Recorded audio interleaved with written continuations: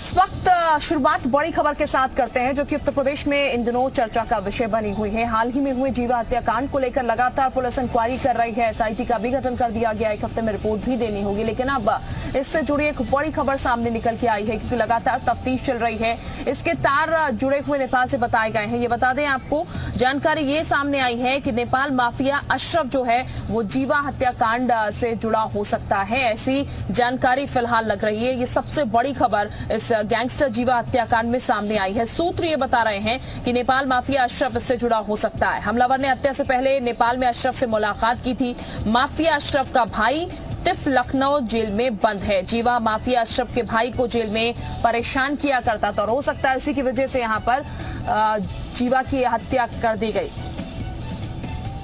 तो ये इस वक्त की बड़ी खबर हम आपको बता रहे हैं। सूत्र ये बता रहे हैं कि ये कनेक्शन जो है नेपाल माफिया अशरफ से जुड़ा हो सकता है क्योंकि उसके भाई के साथ जेल में जीवा रहता था और ये कहा जा रहा है माफिया अशरफ का भाई तिफ जो लखनऊ जेल में बंद है उसको परेशान जीवा माफिया किया करता था, जिसके बाद अब जानकारी ये सामने निकल के आई है कि संभवतः ये हो सकता है कि इसी वजह से उसने इस हत्याकांड को अंजाम दिलाया हो। हालांकि अभी ये पूरी पुष्टि नहीं है, लेकिन सूत्र ये बड़ी जानकारी दे रहे हैं। सूत्रों से बड़ी खबर सामने निकल के आ रही है कि नेपाल से लिंक जुड़े हो सकते हैं।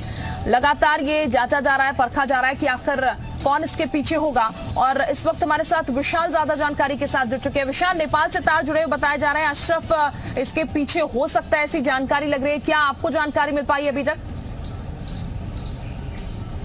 देखिए, बिल्कुल इस पूरे मामले में एक बड़ा खुलासा हुआ है। ये खुलासा पुलिस की पूछताछ में हुआ है। जब हॉस्पिटल में आरोपी जब एडमिट था तब उस वक्त पुलिसकर्मियों ने उससे पूछताछ की है और पूछताछ में उसने ये बताया है, ये कबूला है कि उसका जो कनेक्शन है वो काठमांडू में रहने वाले अशरफ से हुआ। अशरफ नेपाल का एक बड़ा माफिया है और अशरफ का जो भाई है आतिफ वो लखनऊ जेल में बंद है। अशरफ ने ही जो जीवा को मारने की जो सुपारी है वो विजय को दी है और 20 लाख रुपए पे ये पूरी सुपारी जो है वो तय की गई है।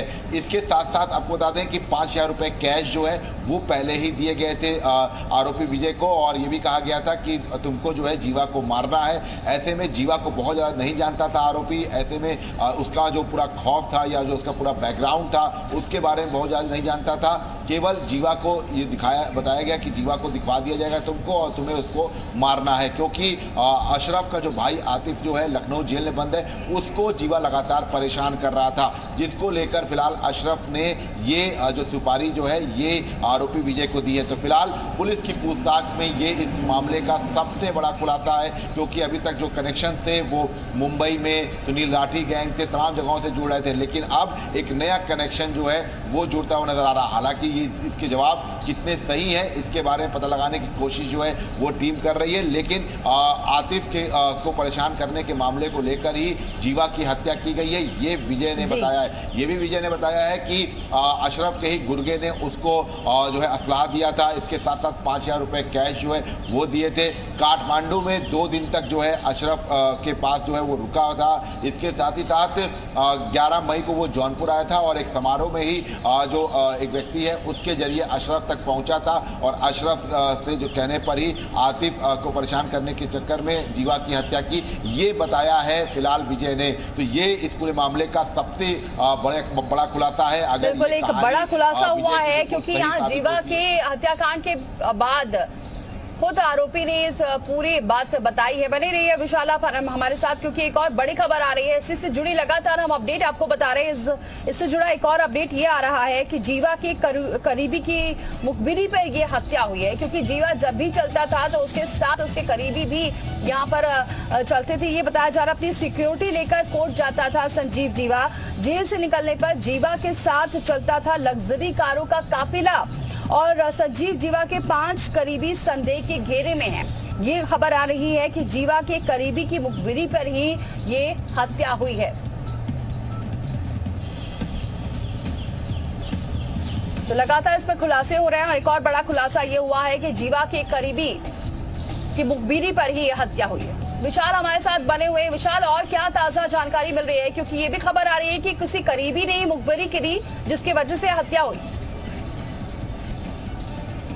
देखिए बिल्कुल, चूंकि जीवा जब जेल से कोर्ट में पेशी के लिए जाता था तो उसके जो सुरक्षा में उसके जो निजी जो लोग थे, जो उसके गुर्गे थे वो रहते थे और यही वजह है कि आसपास एक पूरा घेरा बनाते थे। ऐसे में ये माना जा रहा है कि 5 ऐसे लोग चिन्हित किए गए हैं पुलिस की तरफ से जो बहुत करीबी हैं और उस दिन भी वो आसपास थे जीवा के। ऐसे में इनमें से एक ने मुखबरी शायद की थी क्योंकि बुलेट प्रूफ जैकेट नहीं पहना था। जीवा ये जानकारी जो है ये पहुंचाई थी विजय तक। इसके साथ साथ विजय तक ये भी जानकारी पहुंची थी कि जीवा कितने बजे कोर्ट में पहुंचेगा, क्या कुछ जो है स्थितियाँ बनेंगी। इन सब चीज़ों की जानकारी जो है वो किसी करीबी के जरिए ही विजय तक पहुँचाई गई थी और बिल्कुल एग्जैक्ट जानकारी जो है विजय तक दी गई थी। फिलहाल विजय का जो फ़ोन है वो रिकवर किया जा रहा है और अगर फ़ोन रिकवर हो जाएगा तब डाटा तो ये मालूम हो जाएगा कि कौन करीबी ऐसा था जीवा का जिसने इस पूरे हत्याकांड में मदद की है। तो फिलहाल ये कहा जा सकता है कि अब इसके तार जो है सुनील लाठी से अलग हटकर अब जो है नेपाल में जुड़ते चले जा रहे हैं और जीवा के करीबी जो है जिनसे पिछले कई दिनों से लगातार जो है हो सकता है कि अशरफ जो है संपर्क में हो और अशरफ के कहने पर ही उसके करीबियों ने विजय को पूरी लोकेशन शेयर की हो। इस तरह की कहानी भी जो है अब सामने आ रही है। तो फिलहाल अभी इस पूरे मामले में तमाम अपडेट जो हैं वो जैसे आ रहे हैं वैसे ही ये साफ हो रहा है कि अब नेपाल से तार जोड़ते नजर आ रहे हैं क्योंकि बहराइच भी गया था विजय, वहां पर उसने हथियार भी लिया है। इसके साथ साथ यहां पर लखनऊ में हथियार पहुंचाने से लेकर तमाम अंदर तक कोर्ट की रैकी कराने तक में जो है अशरफ के व्यक्ति ने काम किया है और जीवा के किसी करीबी ने इसकी पूरी मदद की है। तो ये तमाम ऐसी चीजें हैं जो फिलहाल इस पूरे मामले में अब सीधे तौर पर एक नया एंगल जो है वो दे रही हैं। जी।